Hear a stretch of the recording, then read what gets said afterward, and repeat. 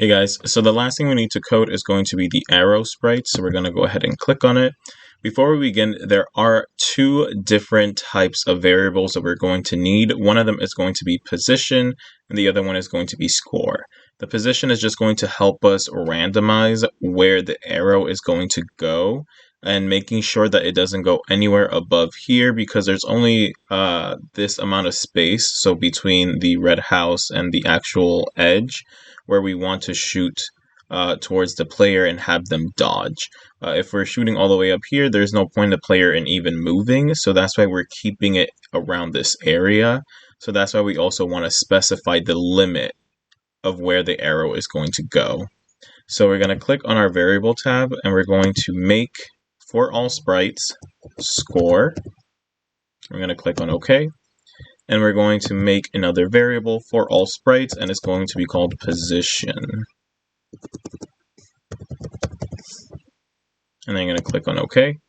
We're going to hide position because we don't need this to be shown, but we do want to keep our score checked because we want to be able to see what score we're getting as we're playing our game. So the first thing we're going to do is we're going to go inside of our yellow events tab, and we're going to use when green flag clicked. We're going to go into looks, and we're going to switch backdrop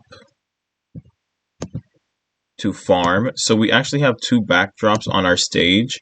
One of them is being used for our actual game, and the other one is being used for our losing screen.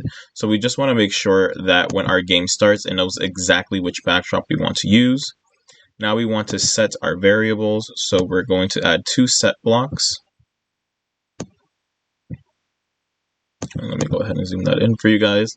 So the first one is going to be for our score, which we're going to go ahead and set to 0. And the other one is going to be for our position that we're going to go ahead and add from operators a pick random.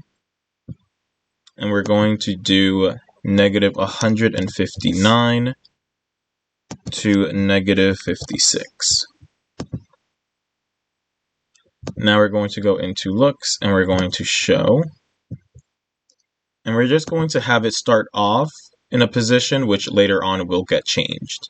So we're going to add a go to X to 70 and Y negative 159.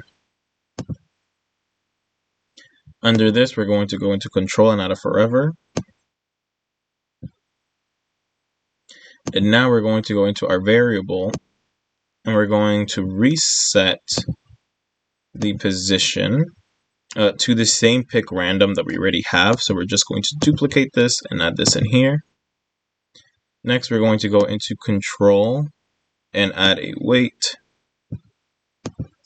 0.5 seconds. And next, we wanted to go to the next position. So we're going to add, inside of the blue motions tab, a go to.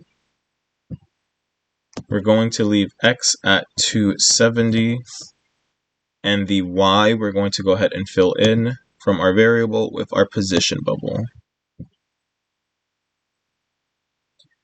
Next, we're going to go inside of our blue motions tab, and we're going to add a glide 1 second to X and Y.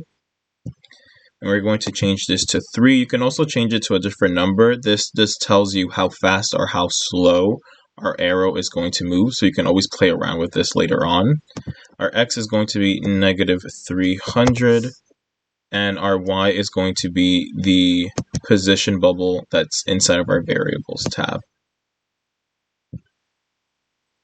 So once we have this, the next thing we want to go ahead and do is just set up a couple of things so our game knows what it does when certain interactions happen, and I'm going to explain that in a little bit. So underneath, we're going to go ahead and click on our yellow events tab and use when green flag is clicked. We're going to go into control and add a wait until.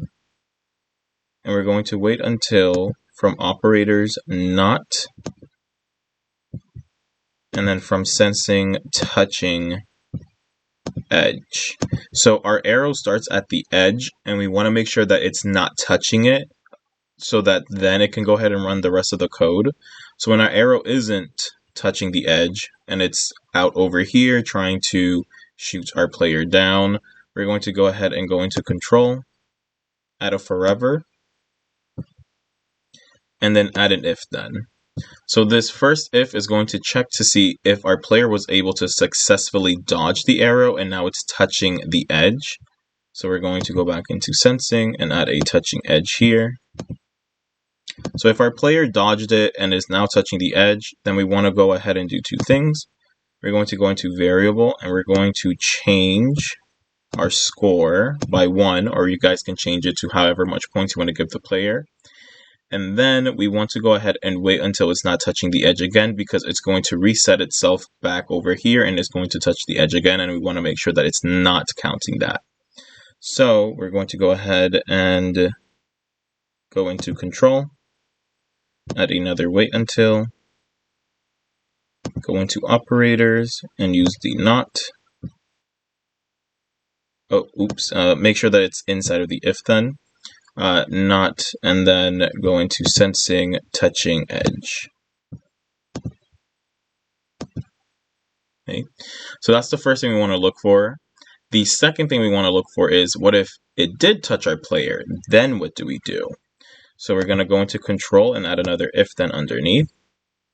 And now we're trying to see from sensing if we were able to touch our player. So if our arrow has been able to touch the player, so I changed it to turkey since that's our player. So if our arrow touched him, then we want to do a couple things. First, we want to go ahead and hide the arrow because we don't need it anymore. Next, we want to go ahead and go into the yellow events tab and broadcast game over so that we can have our game over screen show up. Next, we want to go ahead and switch the backdrop. So we're going to go into looks and we're going to switch the backdrop to the other backdrop for the losing screen, which is the refrigerator. Then we're going to go into control, add a stop all, and other scripts in Sprite just to make sure we're not able to play it. And as a precaution to make sure that everything is working, we're going to go inside the yellow events tab and we're going to add a when I receive game over. We're going to go into looks, add a hide, and then underneath we're going to go into control, add a stop all, and change it to other scripts in Sprite. So the last thing we want to go ahead and do is go back into the game over screen that we have, so our cooked sprite. And this hello that we have here, we're going to go ahead and go into variable and fill it in with our score. So now when we lose, the next thing it's going to go ahead and do is the game over icon that we have, which is this turkey meal, is going to tell us our score for 2 seconds. You can also make this a little bit longer if you want to as well. And with that, that completes the entire game for the little mini game Thanksgiving game that we created for Scratch.